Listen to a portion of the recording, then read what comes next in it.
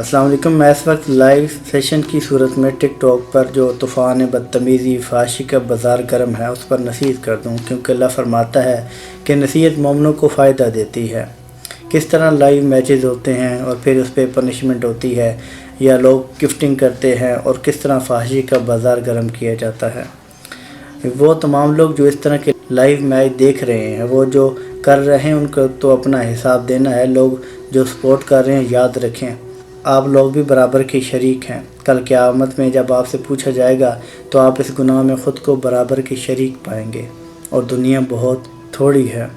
60 years of life ایک طرف اور دوسری طرف 1000 گلیکشنز ایئر آف لائف انفینٹی ہے۔ نہ ختم ہونے والی زندگی کا سودا اتنی چھوٹی سی زندگی کے ساتھ نہ کریں۔ چند پیسوں کے عوض اپنی آخرت تباہ نہ کریں۔ خدا کے لیے ہوش کے ناخن لیں۔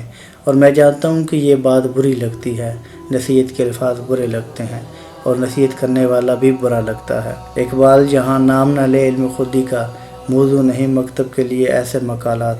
لیکن کیا کریں، بھری بزم میں راز کی بات کہہ دی، بڑا بے ادب ہوں، سزا چاہتا ہوں۔ اللہ نیکی اور حق کے راستے پہ چلنے کی توفیق عطا فرمائے۔ سلام پہنچے۔